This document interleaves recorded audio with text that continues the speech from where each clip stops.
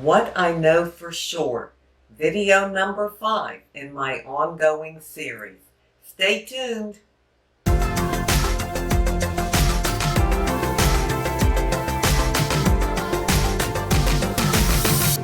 What I Know for Sure, video number 5 in my ongoing series. This one is going to be on waiting, and I have a story to share about myself. When I got to the point where I felt like I really had a handle on things, that I've learned a lot, I've grown a lot, and I was proud of that. I've grown just in my faith, my everyday life. Well, just when you get to that point, then you realize you've come a long way, but you have a long way to go. At least I do. This is about me. So I'm going to explain what I mean. You know, we are to wait on the Lord. We truly are. Everything happens in His perfect timing. And when we step ahead of God, it never really turns out that good. So, in my story, you know I'm the caregiver for my 94-year-old mother. I've had her here with me for 2 years and 9 months. And she has dementia, and it has progressed in the last year and more in the last months pretty rapidly. She's also blind, but she has a very healthy body. Perfect blood pressure, oxygen levels are perfect, kidney functions, her blood work is perfect. It's just amazing. But unfortunately, she's losing her mind. And of course, like I said, she lost her sight. Well, we didn't know what to do. We had been doing this every day. It's a 7-day-a-week job, for 2 years and 9 months. And I got a caregiver to help me this past February, where she was going in the mornings from 7:30 to 12:30, 6 days a week. So that lifted some burden off of myself and Dave, because we both take care of her. But as things progress, she needs more help than that. So I'm looking into all this stuff. I'm trying to decide, what should I do? I don't want her in a nursing home. That was my goal. When I brought her here, she was in a nursing home, and I didn't want her to be in one. So my goal was to keep her at home, and prayerfully, when her last breath is drawn, it'll be drawn in her home, not in a nursing home. So she's run out of money.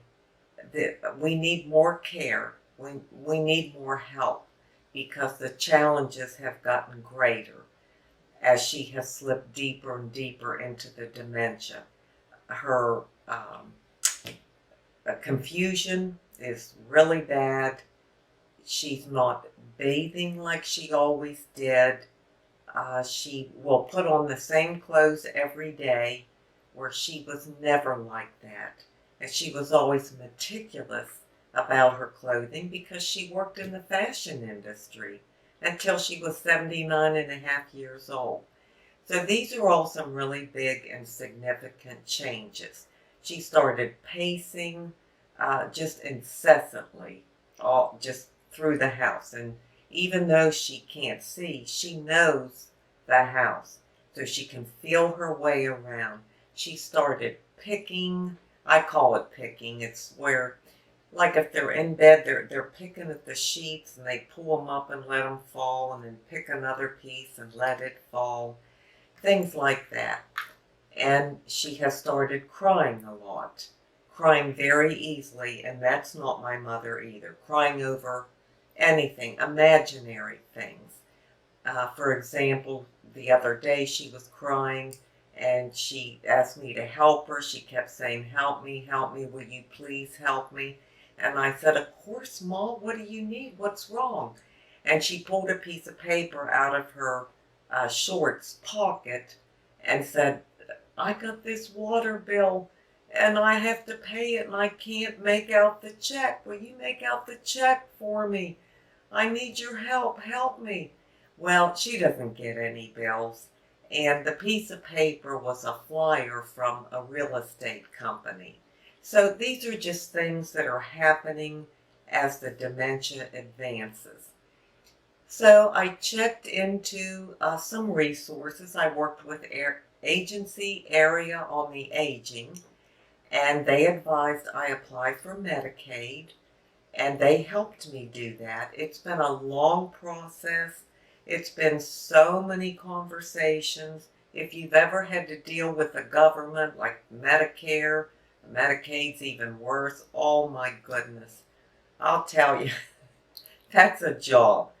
So here I am going through all this for, well over a month now. It's been so exhausting, so stressful, talking with Agency Area on the Aging on a daily basis for resources and help and assistance, and working with Medicaid and gathering all these papers up to submit to Medicaid, which they require in order to qualify her. It's been mentally draining, and I have just been exhausted and consumed with it. So I'm checking all this stuff out to see what can we do. Can we get additional help in? And will Medicaid pay for that additional help? Well, like I said, I stepped ahead of God. Everything happens in God's perfect timing. And you know, it's not a bad thing that we think we've gotten to a certain place and then we learn, oh, I've come a long way, but geez, I have a long way to go. That's not a bad thing. That's a wonderful thing, because hopefully we all have a long way to go. We never want to know everything or could know everything about how God works and what His Word says, because then we wouldn't need Him. We need Him till the moment we draw our last breath. There's always more to learn and discover. So don't look at that as a negative thing. That's a positive thing. So as I'm going through all this for the last month or so, all of a sudden it just falls into my lap. And a social worker came who was with something called House Calls of South Carolina. So anyhow, she said, Sheila, I've seen your mother and, we have examined her. She's been assessed. She's ready for hospice. I said, hospice? What are you talking about? I mean, I was shocked. I was upset. I thought hospice care was, well, I just had what I thought it was in my head. And I thought that that's when you're dying and there's nothing they can do and you're at the end of life. Maybe you're dying of cancer or your heart is so weak it's barely pumping, something like that. And she said, yes, you're correct. But she said, it's for other things too. She said, Sheila, your mother is at end of life. That's the stage she is at. And dementia qualifies as one of those diseases that there's nothing more they can do. They can't do anything. So she is at end of life. And that was just shocking to me. And so I listened to her and I don't know if I heard everything because I tuned things out. I was so nervous and I just kept thinking, what do you mean? My mother is as healthy as anybody I know.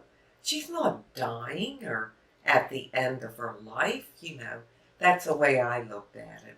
But her brain is dying and it's reaching the end point, and that's what they meant.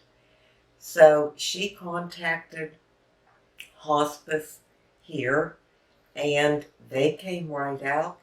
I had an educator here for 3 hours that told me everything about hospice, explained everything.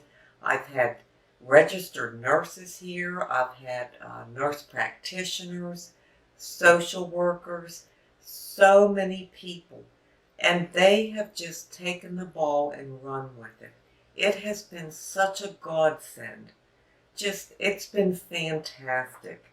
And that's all covered under Medicare at 100%. I didn't know that either. All her visits, all her care, they're going to provide a CNA, someone that could help bathe her when she needs that. Well, she needs it, but she won't allow it. And let me see, what else? Oh, they provide supplies like pull-up underwear type things when she'll need that, which she doesn't right now. A hospital bed if needed, even shampoo. All kind of supplies like bandages and things for wound care. Any medications they put her on, 100% covered under hospice through Medicare. What a blessing. I knew none of this, absolutely none. And my point is that everything happens in God's perfect timing.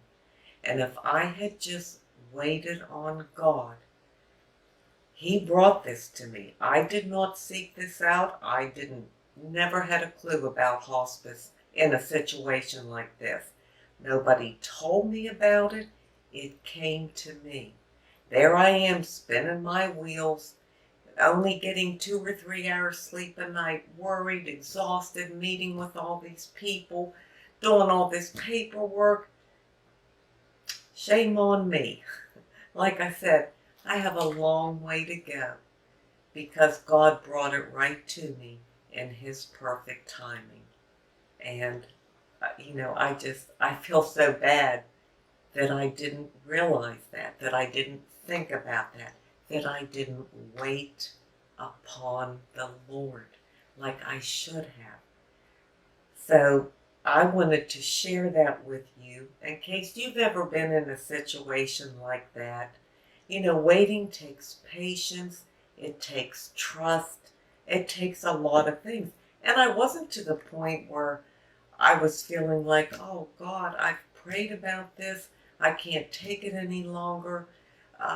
Please, do something. I can't wait any longer.